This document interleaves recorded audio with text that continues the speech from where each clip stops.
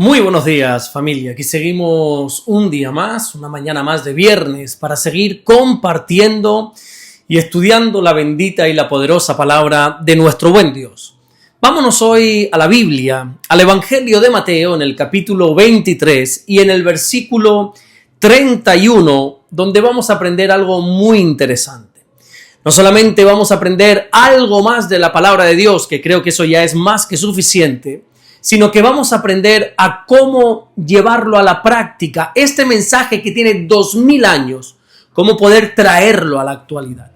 Dice así la Biblia en Mateo capítulo 23, versículo 31, así que dais testimonio contra vosotros mismos de que sois hijos de aquellos que mataron a los profetas. Jesús le está diciendo a los escribas y a los fariseos que son unos hipócritas.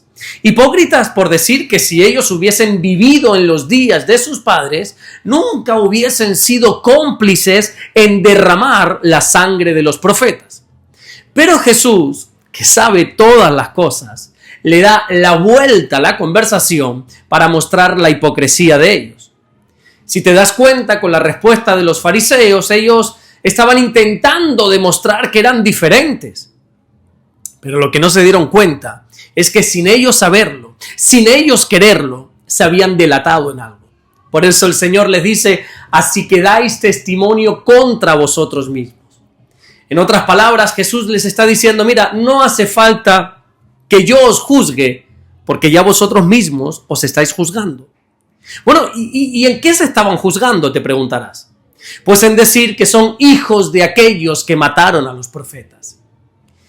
Cuando Jesús les dice que están dando testimonio contra ellos mismos, está usando un lenguaje que en el mundo judío, mira, eso tenía un peso enorme.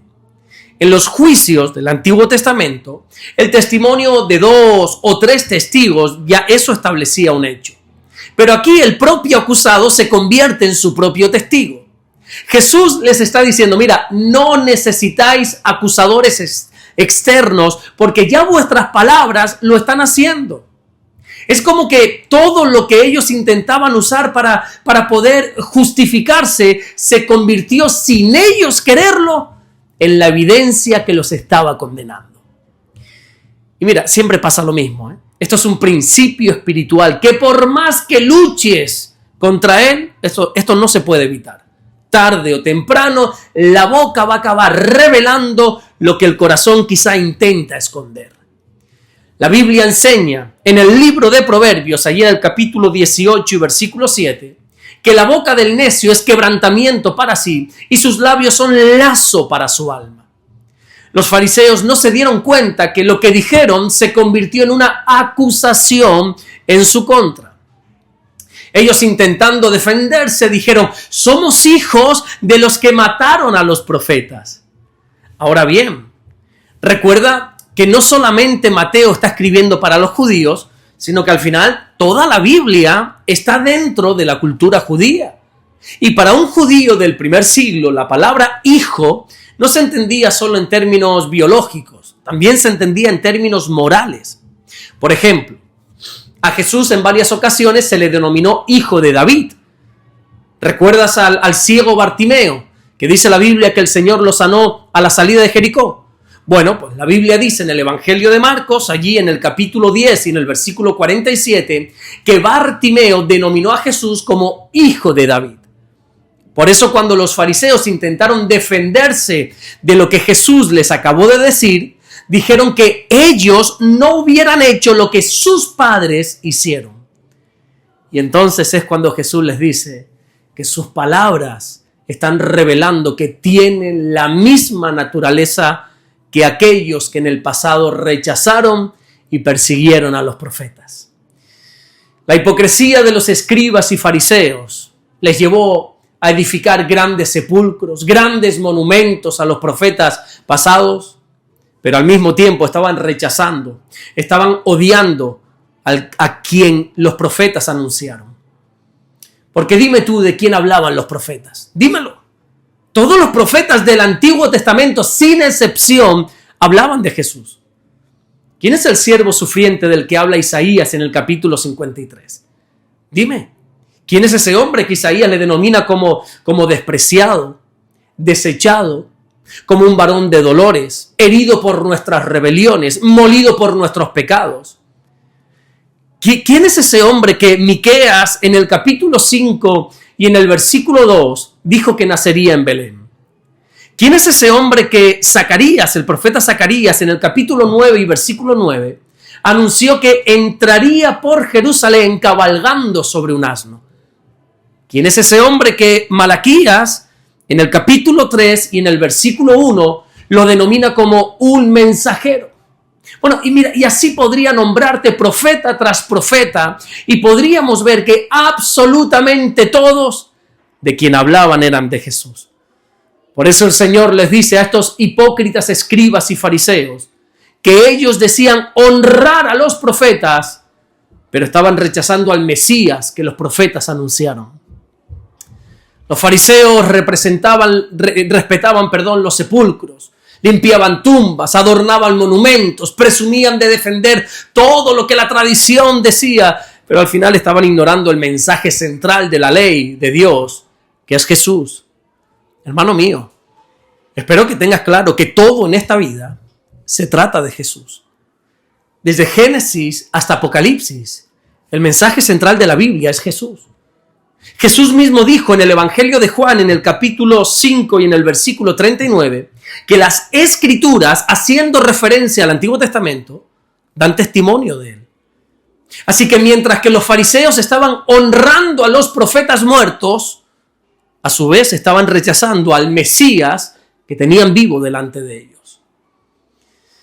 Pero bueno, como siempre digo, vamos a dejar de mirar tanto y de acusar tanto a los escribas y a los fariseos y vamos a mirarnos a nosotros.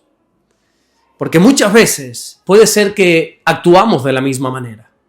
Admiramos mucho al apóstol Pablo, claro que sí, pero vivimos como el apóstol Pablo. Citamos salmos de David, pero quizá no adoramos como David. Hablamos de Elías, del poder que tenía Elías en su oración, pero quizá no oramos como Elías. O por ejemplo también podemos caer en esta hipocresía de los fariseos cuando quizá decimos como dijo Pedro, yo nunca te negaré, Señor. Pero bueno, al final nuestras acciones, al final nuestras decisiones niega al Señor. Y como dijo alguien en el pasado, los fariseos limpiaban las tumbas de los profetas, pero lo que tenían que limpiar, que eran sus corazones, eso sí que no lo limpiaban. Y así puede pasar hoy también, créeme que sí. A veces nosotros participamos en cualquier servicio de la iglesia, pero al final lo importante que es dejar al Espíritu Santo entrar y obrar dentro de nosotros, no lo hacemos. Levantamos nuestras manos en la alabanza, pero no rendimos nuestro orgullo delante de Dios. Tenemos y leemos la Biblia, pero no la vivimos. Así que usemos este versículo 31 de hoy como un espejo donde mirarnos. La verdadera pregunta no está en qué hubieran hecho esos escribas y fariseos si hubieran vivido en los tiempos pasados, en los tiempos de sus padres. No, esa no es la pregunta. La pregunta es, ¿qué estamos haciendo nosotros hoy con la verdad que Dios nos ha entregado? Que no nos pase a nosotros lo que sí les pasó a los fariseos, que honraban a los profetas muertos, pero rechazaban al Mesías. Y para que esto no ocurra, nuestra vida tiene que ir totalmente en armonía con lo que creemos, bueno, o mejor dicho, tiene que ir en armonía con aquel en quien hemos creído, que es Jesús. Amén. Vamos a orar en esta mañana y vamos a darle gracias al Señor. Señor, te damos las gracias porque tú eres bueno. Gracias por guardarnos. Gracias por bendecirnos. Gracias, Señor, porque tu misericordia nos ha alcanzado. Tu gracia ha venido sobre nosotros, Señor. Gracias te damos, Señor, por este día. Gracias, Señor, también por el fin de semana que tenemos por delante. Bendícenos, Señor. Bendícenos, mi Dios. Que tu bien pueda estar siempre con nosotros. Te amamos, Señor, y te bendecimos en el nombre bendito de Jesús. Amén y amén. Que Dios te bendiga. Nos vemos Dios mediante el lunes para seguir compartiendo la palabra del Señor. Recuerda que tenemos este fin de semana por delante, donde seguramente tu iglesia local, la congregación a la que asistes, a la que acudes semanalmente, tiene actividades, por lo menos el culto del domingo. no faltes. No hay excusa ninguna para faltar a un culto. No tienes motivos alguno para no ir y darle gracias al Señor por un día más de vida, por una semana que te ha dado. Vete y adórale en comunidad. Vete y adórale. Nosotros mañana sábado tenemos bautismos, así que se agradece por todas las personas que puedan estar orando, por todos estos nuevos miembros que han tomado la seria y la sabia decisión de pasar por las aguas. Nos vemos el lunes, Dios mediante, para seguir compartiendo la palabra del Señor. Dios te bendiga.